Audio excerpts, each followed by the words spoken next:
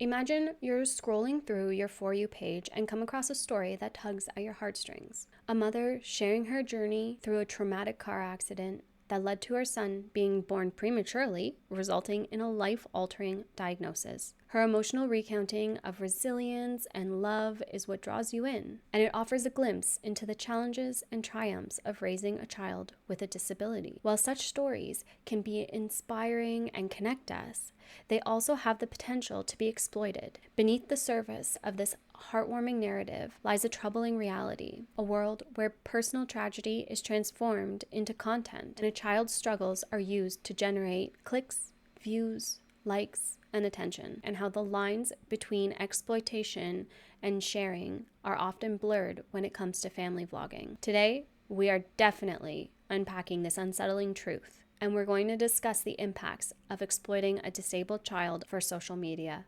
fame. But first, hey everyone, and welcome back to De-Influenced. I'm Sasha, and my goal here is to get you guys to think critically about where you're currently spending your social media currency, and I do that by digging deep into influencer culture and calling out those that deserve to be called out, and holding them accountable for their harmful behaviors. Today, we're diving into the highly requested Hughes family drama saga content, and I'm going to show you guys is very clear exploitation of their disabled son as well as their daughter, and it becomes even more complicated because he is nonverbal and cannot give informed consent, and we already know that children cannot give informed consent as is. Get ready guys, because this one is going to be a hard watch. Let's go.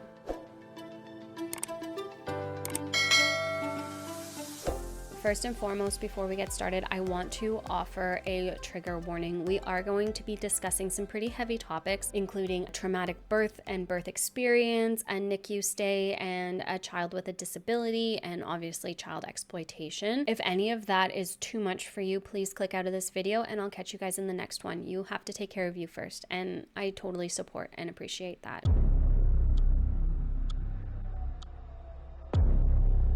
As we do with any deep dive, let's first take a peek at their socials and see who they are and what's going on. So here on YouTube, they have 220,000 subscribers and 112 million views, and their bio reads, Hunter, Rachel, B and B are the House of Hughes. Our home is filled with miracles, chaos, faith, laughter, and a lot of love. I, along with my husband Hunter, son Ben, and daughter are so grateful you are here. Regardless of what you are experiencing or the trauma that you are overcoming, you have the strength to move mountains. You are needed, you are loved, you have the power to be brave like B. Join our family by hitting that subscribe button. Don't do it. And thank you for being here. I love you.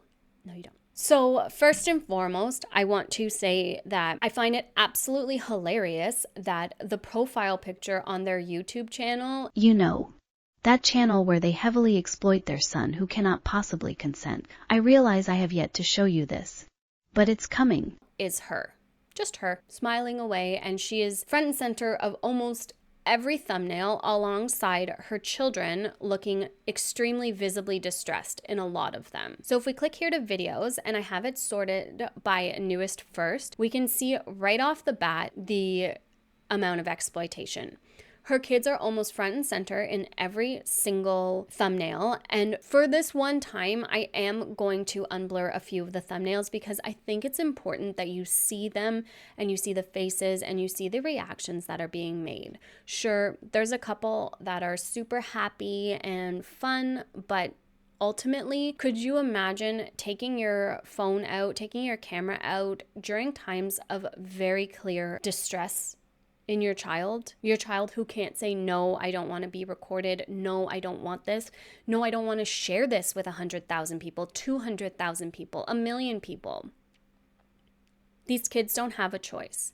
And right off the bat, here you go. We have super clickbaity titles like horrific confirmed allergy for Blakely, life-altering diagnosis for our family. In the thumbnail, it says diagnosed with the worst allergy. And it's both of them looking really sad, and the kid just kind of looks like she's just chilling there. And then as we move on, you can see that there's a lot with their disabled child and grifting off of special needs and disabilities, then we come across one like this: My First Interactive Museum, Experiencing Child as a Wheelchair-Bound Toddler. Seriously, guys, there is so much wrong with that sentence. Not only is she using ableist language, which we'll get into later and is actually quite comical considering your platform, but she's also calling him a toddler still. He's 5. I'm sorry, but does that not just feel off for you guys? Or is it me just kind of being over dramatic? Because he's not a toddler anymore, and it's a level of infantilization that's just demeaning and demoralizing for him. Considering he has delays, treating him as lesser is super gross and honestly a little dehumanizing. He is scarred forever. And then she has a car accident video, massive medical decisions, horrifying swim accident, worst week of my life, swimming with CP after surgery, incredible toddler. You can tell that she's obviously grifting off of her son's disability and off of being a mother of a kid with a disability. And to me, that is so wrong, especially since he cannot consent to this. To every single diagnosis, every single procedure being put online for everyone to consume as content is disgusting. To me, it is pretty clear that this type of content is highly exploitative. The more you look, the more uncomfortable it gets. It's insane. No, that's actually an ableist term. Fun fact, we'll learn it later. But it's outrageous. They're turning their child's most vulnerable, personal, traumatic moments into clickable, shareable, likable entertainment for profit. That's not okay. So moving on to the next topic, we're going to talk a little bit about the NICU experience and everything that happened, because that's where she went viral. It has still to this day the most views on their channel at 800 and some odd thousand views. She clearly saw that exploiting this story will make her a lot of money on YouTube.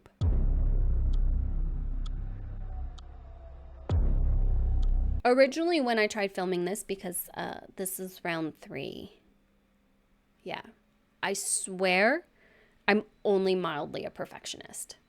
Only mildly. I'm going to insert clips of it here, and my members will have access to my full reaction to that video. Members of all tiers will have the full reaction, but essentially, she goes through and recounts the accident that led to her son being born prematurely and what it was like going through the NICU and going through the NICU experience right up until bringing him home. In my opinion, there is definitely a time and place for sharing stories like this. The NICU stays and journey, there is value to sharing that, and those are important experiences that I think can be really enriching to share with other people. A lot of people in similar situations will be attracted to those stories and find solidarity in them and that feeling of not being completely alone anymore. However, when it becomes your entire personality, where everything is about every moment of your son's life, not just raising awareness about the disorder, the disease, whatever the case may be, that's where I have a problem with it. This story hits close to home because one of my sons also has cerebral palsy. And being a mom who knew nothing about cerebral palsy or anything about anything, I was young, I wasn't educated. Well, I was educated, but I wasn't a nurse at that point in time when I had my first son. And this type of content could have been really enriching for me to learn about. I can understand the value behind these stories and behind the NICU experience because my firstborn was also a NICU baby. So I know how hard and how emotionally tolling all of these stories and journeys are. I really do. The only difference is apparently I missed the mark of exploiting your children's stories on the internet could make you millions of dollars. That's where I went wrong, guys. I could be a billionaire by now had I just completely exploited my children. It's so yucky when you think about it and think about how much this content sells. So, yeah, I just wanted to preface with that I do believe that there is a time and place for stories like this, and I think that it can be done right. But I think when greed and social media fame come into play, that it's not okay. And I think that once you start showing your kids in their most vulnerable situations and giving away and sharing all of their medical information in privacy, that's where it's no longer raising awareness. It's just pure exploitation of your son's disability. And it's disgusting. I want to speak a little bit on her demeanor. Now, she's obviously very emotional recounting this whole thing. I would be totally lying if I said that I wasn't pretty nervous to film this video. This is probably the most vulnerable I've ever been, especially on camera and on social media. But you have no problem showing your children's vulnerable moments without consent. He had a very, very traumatic and, in all honesty, quite tragic birth story. Today, I just want to go a little bit more in detail and share some of the really vulnerable details of what actually happened in the hospital while he was fighting for his life, and kind of take you through some of the just really, really difficult experiences that we had in the NICU. I'm going to try to get through this video without being too emotional, but honestly, I already know there's going to be some tears shed. I was just brought right back to all of those emotions and feelings that I felt when, I didn't know if I was going to have a baby to bring home from the NICU. She explains how at just 27 weeks pregnant, she passed out at the wheel and crashed her car going 55 miles an hour into a brick retaining wall. And I ended up crashing into a rock retaining wall that was on the side of somebody's home going about 55 miles an hour. Yo, seeing that again made me want to puke. 55 miles per hour. That is highway speed.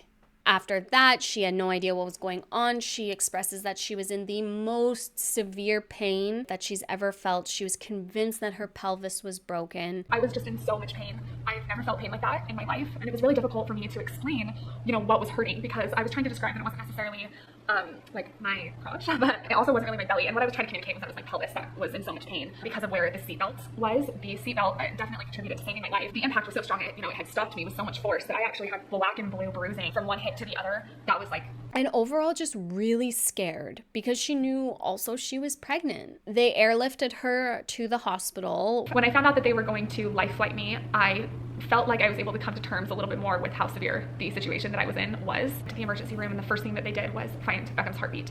They found his heartbeat and it was healthy, and so a ton of fear left my body at that point. I thought, okay, they found his heartbeat, my baby's okay, everything's okay. Like, wow, this was crazy. Like, in my mind, I was like going to work after this. Like, I had no idea the condition that I was in, the condition that Beckham was in. I really had like no grip of reality at that moment.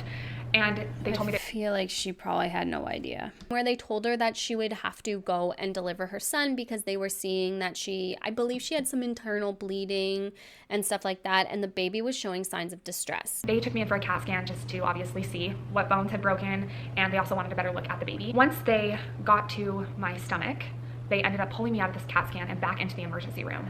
I knew in that moment that because they decided not to continue the CAT scan to see my legs, that there had to be something concerning with the baby. So once we got back into the emergency room, I was told that Beckham's heart rate was slowly declining, and they actually found blood in my uterus. They were actually able to see in the CAT scan that my placenta had torn off of my uterine wall. So Beckham had been with only 20% of his oxygen and nutrients for the past 30 to 45 minutes. Immediately. That is so scary. So she had no idea what that was gonna look like, allegedly, so she says. No idea if I was going into a vaginal birth, if I was going in for a C-section, if I was going to get... Wasn't sure if she was gonna push him out, to which I said, you think with 2 broken hips you're going into a vaginal birth? Medicated. I didn't know what was going to happen to me or the baby. And also it's an emergent... I'm sorry, I know she was in shock. I do know she was in shock, but like they literally said that your baby is bleeding in your belly and getting no oxygen. You think they're gonna let you go and push him out? And I'm sorry, I understand being young and naive and all of that, but I was also young and didn't make silly comments like some of the comments she made during her video, such as the first thing she said when she woke up from having her C-section, because she got put under because, again, too complicated injuries, didn't know what was wrong, stuff like that. first thing she said was, "Look how skinny I am." This is kind of comical, so I'll have to include this. I literally woke up from my C-section and, Hunter was right there by my bed, and so was my parents and his parents, and they had told me that Beckham was, in the NICU or with doctors. I still didn't even really understand what that meant, but just that they were helping him and stabilizing him was what I understood. I just kept telling everyone that. Please keep in mind I was so drugged up, but I woke up without a pregnant belly and I was like, I am so skinny, I am so skinny. And that is how out of it I was and how out of touch with reality that I was. Hashtag subconscious priorities. Not, oh my God, how's my baby? Oh my God, no.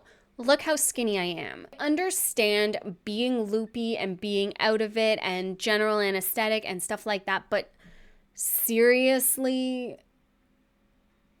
okay. So as the recount goes on, she talks about getting pulled aside by a group of doctors and being told that he had a very high percentage of passing away overnight. He had a big bleed in his brain and he just wasn't doing well. And the doctors didn't think he was going to make it. So after I got to spend a little bit of time with him, of course, all I could do was put my finger in the incubator. The doctor came over. He told me about the expectations that I should have when it comes to how long Beckham would be in the hospital. And, the rule of thumb that I think we typically tell most mothers with children in critical conditions is that the child will be there until their due date. So I was due on September 12th and Beckham was born on June 13th. I can't even explain how naive I was. I literally thought that the scenarios that we had were Beckham either lives or Beckham doesn't live. And because I saw his living body, I thought, okay, he's alive. So can I take him home in a few days when I get discharged? That is how naive I was. But you literally just said that, oh my God, was this before or after the doctor said, you'll be here till your due date? Or when you walked into the room and saw that he was intubated? Listen, Linda. I'm not trying to be snarky or diminish anything, but I had my first baby at 22, and she was a preemie, and I did not plan to have a preemie either. And I knew that she was not coming home with me when I got discharged in a couple days. It's just, seriously, that's silly, in my opinion. I just had no comprehension of what was happening, in all honesty. Over the next few days, I slowly started to come out of that naive state as the doctors would come in and talk to me about... Did she not just say that the doctor told her that he'd be there till his due date and it took her a few days to get out of night? What? Medical conditions and different things and signs that Beckham was having that were indicators of just how sick he was. We had truly so much happen over the first week that he was alive that I feel like it's in a little lockbox in my mind because of how vulnerable I was in that time frame, that unlocking some of those memories is really, really difficult for me and really sacred. And so is she going to share them all right now because they're really difficult and sacred? I do want to share some of those things with you guys because they're super sacred. And they essentially told her, we're going to wait, we'll see how he does overnight, and in the morning we will reassess. As the week went on, things slowly started to indicate that we were looking at a much more severe condition than we originally thought. One of the biggest concerns that they had was that Beckham needed to go in for a head ultrasound to look at his brain and to see if there was any blood in the brain. They decided to move up that head ultrasound because they were starting to see things that were indicating that there was more than likely going to be some blood in his brain. And when those ultrasound results came back, we were absolutely devastated, to say the least, that he did have blood in his brain. They wanted to further confirm that with an MRI. Okay, so I don't know if she's going to get into this, but that is actually very common for preemies to have blood in their brain. It's got to do with when they're born and take their first breath and cut the cord and all the things all combined. It's a lot of pressure that builds up, and sometimes something in their brain can go boop because, they're born way too early. And there's different grades of brain bleeds from 1 to 4, I believe, and that's the severity that they'll give you. And based off of those and where the bleed is located is kind of where you'll see the complications and stuff. But brain bleeds in preemies are very common. It might not have necessarily been from the accident, so to speak. It could have just been from being born at 27 weeks, but let's see what she has to say. They were able to take some of his labs, and when those labs came back, they decided to meet with Hunter and I and just kind of talk to us specifically about some of the conditions that he was in with different parts of his body. Hunter and I, we went into a room with about 4 or 5 different doctors, and I will never forget the verbiage that they used. When we sat down and they were explaining how Beckham was doing, one of the doctors looked right at me and he said, the way for me to get to know your baby is by looking at his brain. And your baby has a very, very sick brain. They then proceeded to tell us that Beckham's organs had started to shut down and that it was indicating that he was going through kidney failure. At that point in the conversation, I needed to know, and I needed them to tell me what the future was going to look like. One of the doctors that was in that room, she understood what I was asking, and she looked at Hunter and I and she said, there's a 75% chance that he is going to die. That was the moment that a 75% chance that he's gonna die. And they did blood work and everything came back a lot better the next morning, to which attributed it to praying hard enough. But at 3 o'clock that day, we went into a room, and it was a back room for us to be able to say our goodbyes. The doctor came into the room, and he had the results from Beckham's labs, and he said that by some miracle, all of Beckham's labs had corrected. That was a moment that my life really changed. From that point, moving forward, I promised God that I would never doubt what he had told me ever again. I was barely able to survive, not knowing if Beckham was going to live or die. And I don't want to go into too much detail, but I had some really sacred experiences between God and I, and some really sacred experiences with Beckham by myself, and I begged God and begged Beckham to tell me if he was going to. You guys already know how I feel about that. I am all for people having faith and you believing in your faith, and if that gives you something to lean on, but saying stuff like God fixed everything is so incredibly privileged to say and entitled. It's disgusting. What about the medical staff that slaved all night keeping your baby alive? I am forever grateful to the NICU staff and the doctors who kept my baby alive. And I'm very well aware that, sure, there can definitely be higher powers at play. And there's something to say to fate. Everything happens for a reason, one way or another. But to say that God is the reason that your child survived is honestly really insulting to the medical staff who work tirelessly to save your child. So while I respect sharing your NICU journey and connecting with others in a manner that not many people can understand, a really powerful quote that I remember very strongly from the NICU is, if you know, no explanation is needed.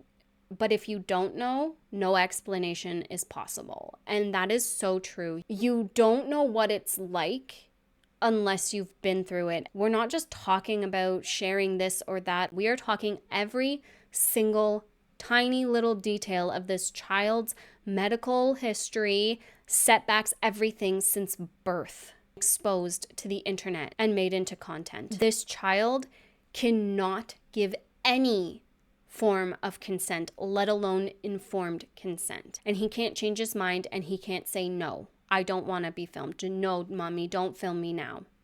He can't say any of that. Now I'm going to show you my reaction to one of their more recent videos, reacting to the horrific allergy video. And I want to insert it here so you guys can see just how far they've come with the clickbait, with the exploitation, with everything. And it's ridiculous because this horrific allergy is just... Wait and see, guys. Hey friends, this is Beckham's and mine. Good job, you're so Okay, smart. friends, we're just running an appointment. You're so smart. It's okay. You're so smart because you know the difference between yours and your brother's toothbrush. My 1-year-old knew that. Okay, want to put it back in here? I can get it. Friends, we know how. Why do they keep it in the kitchen? Well, I guess. I'm gonna play and I'll show you how this is. Hey, Do your oxygen. We're going to do your oxygen. That's not oxygen. Listen. listen, Linda. See, it's... Oh my God. She has an entire platform promoting awareness surrounding having a child with disabilities. If you're going to show people this type of content, can we please just agree to label it properly? That is not oxygen. Your child is not on oxygen. You want to show up? Oxygen. Go ahead. One more. We have literally been waiting for this appointment for over a year. All of you know that every single time Blakely gets sick, she ends up in the hospital. We recently learned that this is because she has asthma, and her asthma is induced by her allergies. However, we had a huge wait list to get into an allergist, and the day is finally here, so we are going to an allergist today. I am a little bit nervous because she is gonna have to get some pokes, but we have to figure out what her worst allergies are in order to protect her. She is on albuterol every single day. We give it to her. Sorry, I thought she was on oxygen every single day, not albuterol. Why don't you tell your child that that's what it is? Or if that's too hard, my inhaler. Like, why are that's even worse. That you know what it is, what it's called, and you're labeling it wrong for your child. Do you know how dangerous that is? In her mouth, and she just breathes it in. That helps keep her healthy. It helps her lungs. But especially with Blakely starting school, we are very nervous about Doesn't keep her healthy. About a cold, landing her in the hospital again. So we are going to go and test her for specific allergies. And my daughter has this. It's called an asthmatic exasperation due to an illness. So it's actually not asthma, interestingly enough. It's just when their lungs get upset, they shut. But yeah, my preemie has that, and that's basically the only complication she has. We're really lucky. We've been lucky. We've only ended up in the hospital once because of it, and then we've been able to manage with her inhaler at home. But oh my gosh, hers is caused by allergies. That's unfortunate. But I mean, it makes sense because you're irritated and swollen and...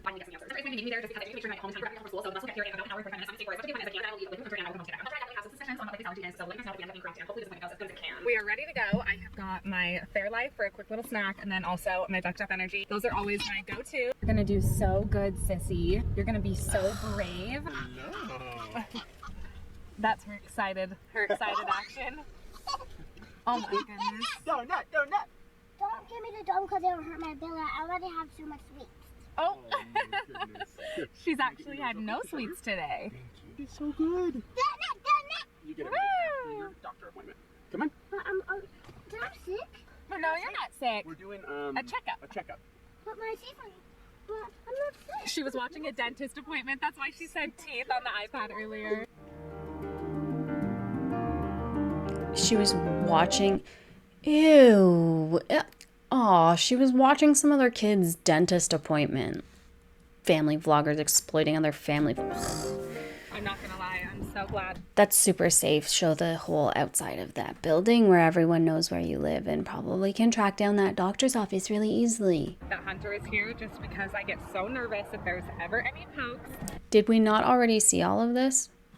And I know Hunter's gonna handle it, so... What, baby? Eat it. Yes, you can have a bite. Are we going on the elevator? Oh, you okay? Are you okay? What is going on? What is going on? Is this how it always is? Why is this kid talking like this? This is weird. Yes, sissy, you can eat it.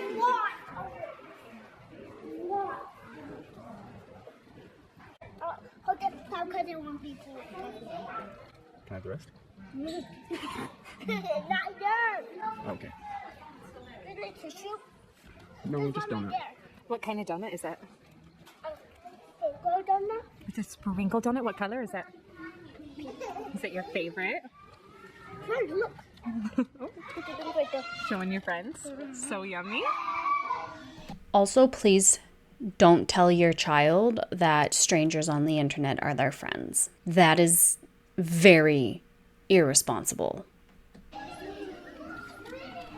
Okay, we gotta come on. They are gonna show this entire doctor's appointment. Oh my god. Oh my god. They just showed her getting weighed and stuff. It's not going to help you. Thank you. This is a nurse. That she's going to come after the other doctor. Let's go. So the nurse just left. We're going to test Blakely across a common panel that is known allergies here in Utah, as well as dogs, which is what we're the most suspicious of. They did say it takes 15 minutes to get the results back, so it should be quick. It does get a little itchy, so that'll be... If it's dogs and you labeled it as the worst, most life-changing allergy, I don't know what I'm gonna do. the hardest part, but they said that it doesn't hurt very bad. So she's doing great. Hopefully that continues. That's so cool. I'm gonna use this sock thing to wash your back. No, stop. I can't believe they show all of this. We're headed to get back up, and boy oh boy, do we have an update for you. All right, we just walked in the door, and boy oh boy, do we have a few things to go over. Hunter just took Blakely to Walmart for a quick little grocery run, but I came home because Beckham's gonna walk in the door, you know what I mean, in like 10 minutes. So listen, my little Blakely, she is in fact allergic to dogs. Hunter and I both knew it. This is obviously very devastating because we have Chloe, a toy poodle. Even though she's hypoallergenic, yes, Blakely is still slightly allergic to Chloe. But not only that, Hunter's family has 2 big dogs who Blakely is also allergic to. Obviously, she's allergic to all dogs. She also has asthma, so that's not a really fun. Oh my God. I'm shook. I honestly, that is what you think is the worst, most terrible. Now I understand, it's a little tricky because you got dogs in your life, but come on. Mix, but here's what we're going to do to prevent Blakely from landing herself in the hospital when she inevitably gets sick this winter because your girl is going to be... Which has nothing to do with the allergies. What? 4 years old in October. She goes to preschool. We want her to be able to enjoy her life. She's going to get sick. It's part of the human experience. So here's the game plan. Every time Blakely gets hospitalized, she obviously gets serious hospital, gets really ill because she's sick, she's on oxygen, and it's time to pregnant. So right now we have another allergist, our doctor. That's going to hopefully prevent Blakely from being... Okay, so now you're gonna just say your entire hospital plan. I'm sure. Small little steroid that she's going to be taking every day. It's a very, very tiny dose. Cool. We know that her child takes steroids every day. I'm not gonna play all of this. I'm sorry. But our allergist said that we do not need to jump to any conclusions like getting rid of Chloe. Of course, that would be absolutely devastating. So we're happy to hear that it does seem like Blakely does have a good tolerance to Chloe because she grew up with her. So right now... But it's the worst, most life-altering, most dangerous, most shitty allergy on the planet because we have a dog. Oh my God. But she's fine with our dog, so it's fine. But I can't. All of these treatments should help prevent Blakely from being hospitalized. But we do have another appointment with the allergist in November, which will be a couple months into the winter. We live here in Utah, so that's when things really flare up. We should know by that appointment how things are looking. And obviously, I hope this goes without saying, Hunter and I are literally willing to do anything for Blakely. And if that means we have to make some changes to our family in the future, Blakely is our #1 priority above all dogs. And unfortunately, that even includes Chloe. But right now, everything should be good. Our family should be able to...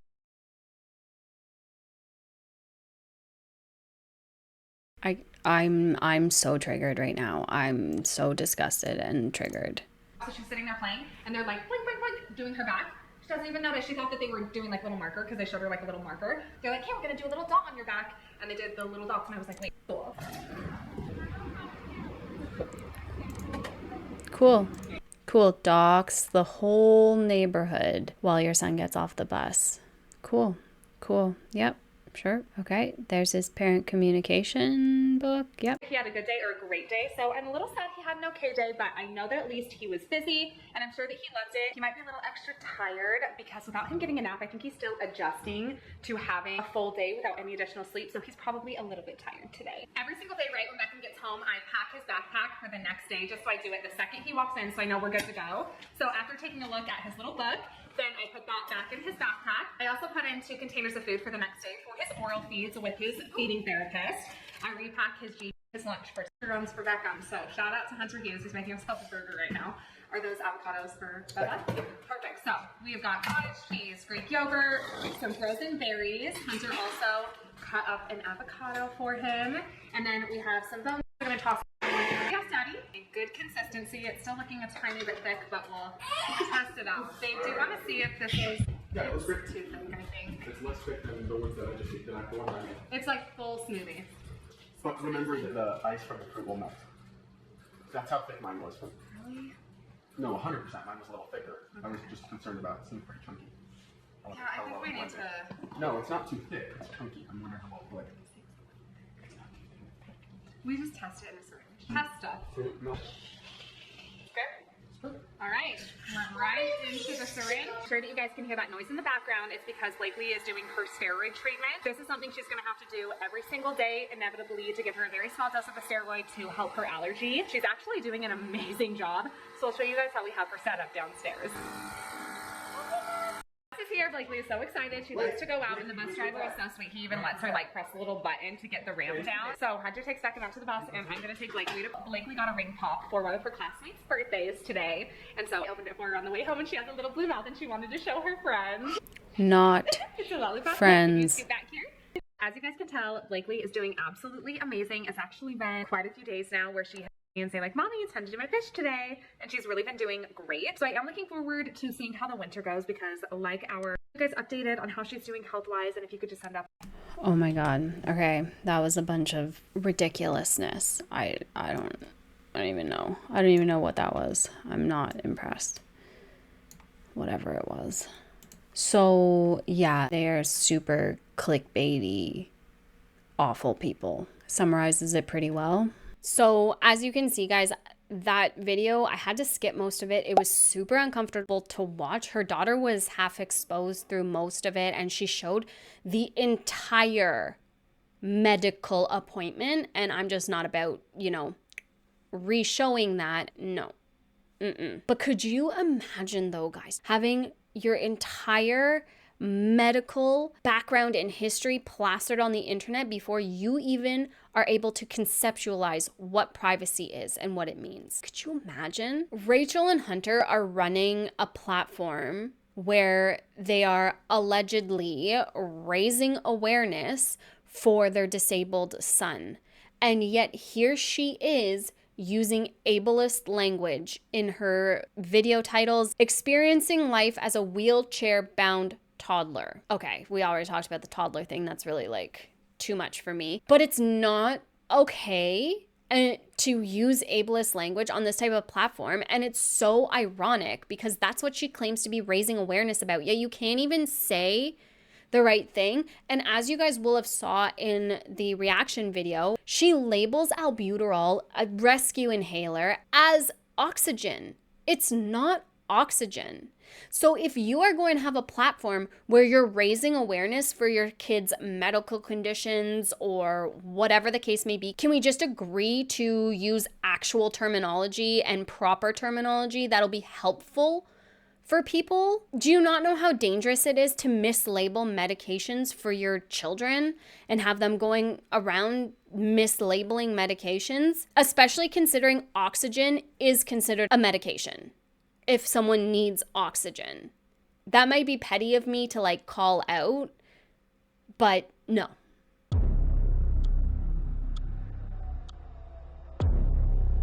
Ableist language, like wheelchair bound, is harmful because it defines people by their disability rather than seeing them as whole individuals. This type of language reinforces stereotypes and also reduces people to their mobility aids. Instead, we should say wheelchair user, which is a term that centers the person, not the disability. And frankly, I didn't know this. And I don't think I would necessarily say wheelchair bound person. I would likely naturally say wheelchair user. So it's really interesting to me that having a son who's in a wheelchair and who uses a wheelchair, she wouldn't know this type of terminology or have looked it up or come across it. And there's comments on her video saying, why did you decide to use wheelchair bound? It's actually quite an ableist term, which of course were ignored, but I saw them. And that's actually where I learned about this being ableist language. And that got me thinking, okay, well, what commonly used terms that we might use all the time and not know are actually harmful and ableist language? I want to share with you some of the most commonly used terms, phrases that you might not know actually have harmful connotations behind them or are ableist language. First up, crazy or insane. These words get thrown around really casually, but they're actually stigmatizing to people with mental health conditions. When we use them to describe something wild or unbelievable, we trivialize real struggles. Instead, try saying outrageous or unbelievable. Same effect, no stigma. I say crazy and insane all the time. You guys can go back in my videos and we'll see that I say it all the time. And I'm making a conscious effort, like I did earlier, to not use that type of language anymore because I don't want to perpetuate those harmful things if it is harmful for people, which amazes me that someone who runs a advocating YouTube channel hasn't even upped their education on ableist language. Okay. Number 2, the word lame is used to describe people with physical disabilities, but now it's used to mean boring or uncool. Using the word equates disability with something undesirable, and that's pretty harmful. Instead, we should go with dull or uninspired. This one I did know was used for like physical disabilities and stuff like that, and I don't say it very often. I feel like I said it a lot when I was younger, but dull, uninspiring, I think we can make that easy little switch. Blind or turn a blind eye. When people say someone's blind to something, we're implying that people with visual impairments are unaware or ignorant, and that's just not true. People who are blind have plenty of awareness, just in different ways. Instead, say someone's ignoring or overlooking something. This definitely is going to take some getting used to for a lot of people who use this kind of habitually. And again, you're not using it as an ableist slur or anything like that. It's become this habit to use phrases like this or terms like this. And we kind of let it slide. And I feel like a lot of people just don't know that these terms have ableist connotations to them, which is why I wanted to include this little section right here, because I think it's really important that we're mindful about these things. And the fact that small changes can really make a big difference. Words have power. I challenge you to try to stop using crazy, insane, lame, and blind, and try using the other terms that I presented to you instead. They're not vlogging cute family moments together. They are actively profiting off of their son's medical challenges, hospitalizations, medical procedures, and whatever else, and other people's as well, which is egregious of you. She has a video on her feed that's titled Leukemia, and it's her looking sad in the thumbnail. What is the first thing when you would have seen that uploaded that you would have thought? Our world is shattered. And the title of the video is called Leukemia. What do you think that's about? It's not about her children getting leukemia. No. It's about her best friend getting leukemia. And she went on and exploited it. How disgusting is that? And in another vlog that I saw, she completely exploited her neighbor's child's horrific accident and was mislabeling it as tragic, which is gross. What the hell, man? How desperate are you for content that you're actually taking other people's trauma and exploiting it and monetizing it? That is disgusting. And people are saying she's such a good person in real life. She's so nice. She's so this. I don't care. You are exploiting other people's stories on the internet for money and social media fame, and it's disgusting. And you should be ashamed of yourself. We're going to talk about something now that's incredibly important, and it's a child's right to privacy.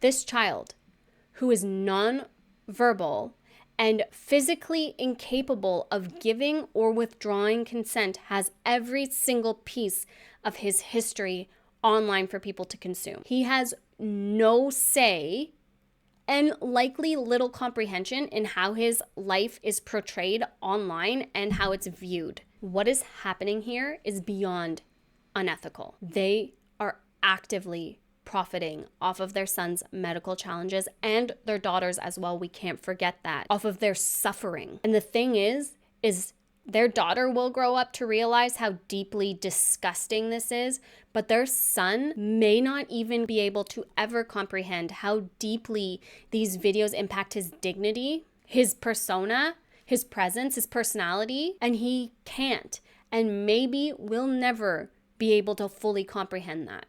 And that is so sad. Again, if you take a look at this, titles like Intense Surgery for Our Disabled Son or Scary Hospital Visit, they use clickbait to sensationalize their medical conditions, their children's medical conditions. These aren't just snapshots of life. They are selling points. And it is emotional manipulation at its finest. It's using their child's suffering to drive views and ultimately income. And nobody should be okay with that. Children who are nonverbal and with disabilities are vulnerable. They rely on their parents to protect them, to protect their dignity and ensure that they're doing what's right. When children are showcased like this, they lose the right to privacy and they lose the right to choose how they want to be perceived online or by the world now and in their future. And how does any parent have the right to do that to their child? How can you sleep at night knowing that you took away that right from your child? There's a growing body of research that shows the potential long-term impacts of this kind of exposure. Imagine being that child growing up and realizing that some of the most personal and intimate moments of your life are archived online for the world to see without your permission. It's a digital footprint that they did not ask for, but they're going to have to live with for the rest of their life. And it's not just about the embarrassment either. Imagine how this kind of constant exposure to the world can affect someone's mental health or their relationships or even future job opportunities. It's the child who ultimately suffers the consequences of their parents' decision. It's not the parents who are going to suffer.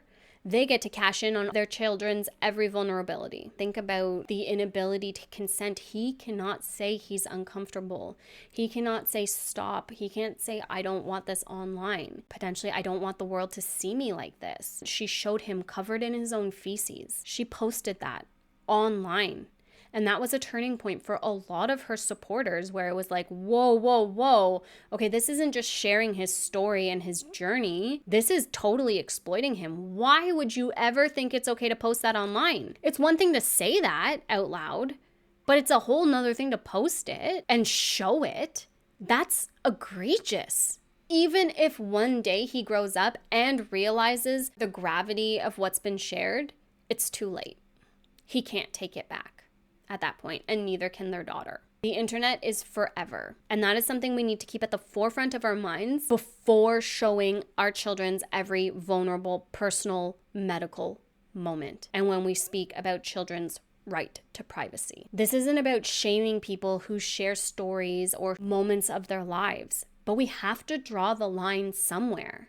Sharing stuff like intimate medical details, surgeries, it shouldn't be used as entertainment for your following, who they also call their friends, by the way. And they've told their daughter to label these people as their friends, their following. Hi friends, just dancing for my friends. So now this kid thinks that these 200,000 people who consume her are her friends. Do you know how dangerous that is for your child? To have labeled internet strangers as friends? If anyone were to want to get close to your child, they could easily do so. Because all they'd have to say is, no, I'm one of your friends online that you dance for. No, I'm one of your friends online that you show this to. And boo, she's gone. Sure, it might not happen, but it is a risk that you are taking every single time you post your children online. People don't realize how easy it is to track down people in today's day and age. How easy it is to trick people and deep fake and everything. It's so irresponsible. Ugh. Kids cannot give informed consent, and bottom line is you can't even provide them all of the information to give informed consent. You simply can't. Why? Because we don't know what the long-term ramifications of putting kids online and exposing their every detail, including every medical detail, will have on their future. You can't predict that. You can't predict whose hands that content's going to get into. The truth is, guys, and as you likely know, I personally believe that most family vlogging, if not all family vlogging content, is at the heart exploitative. If you guys know of family vloggers that you think are doing it right, please let me know down in the comments, because I will look into them and come back with my feedback on if they're doing it right or not, for what it's worth, that is, because at the end of the day, it's just my opinion. But children don't belong on social media as content for millions to see. They just don't. When you start monetizing points of your child's life that are vulnerable or personal or painful, that's where the line needs to be drawn. That type of content does not belong online, especially if the child is featured in that video, which they are. I mean, if you caught last week's upload, you will have seen I opened up Reddit and poof, right there, screaming on camera in pain, scared out of his mind, and his mom's just there with the camera shoved in his face. Children's lives should never be entertainment for people on the internet. There shouldn't be people who are craving desperately to see your children and who want so desperately to see your children and who will unfollow you if you stop showing your children. That is creepy. And this whole dynamic needs to change. Parents should be their children's biggest protectors, their fiercest protectors, not exploiting them for profit on the internet. Where did the disconnect happen? Because she says that she's this great mom, that her kids are her number one, and the safety and the safety and the safe, and always wanted to be a mom, and always, well, she says all the things, yet here she is exploiting the ever-living poop out of her kids. So which is it? Do you care about them or not? So before you go to click on a thumbnail or a video that features a child, especially a child with special needs, I want you guys to ask yourself this. Is this something that this child would have want shared with the world? Is this something that I would want the world to know if I was suffering from it or not? That is such an important, critical question that we need to start asking ourselves. Because this type of content is not okay. And again, there is a time and place for it. And there's a way to do it right. But this is so beyond wrong. So beyond wrong.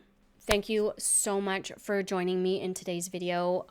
Yeah, it was a bit of a hotter and heavier one. I do hope that you found it enlightening in some ways. And I do hope you learned something at the end of the day because, again, I didn't know about that ableist type language, and I am making a very conscious, mindful effort to change the way I speak so that it's not harmful for anyone, because that's not okay. That's not okay.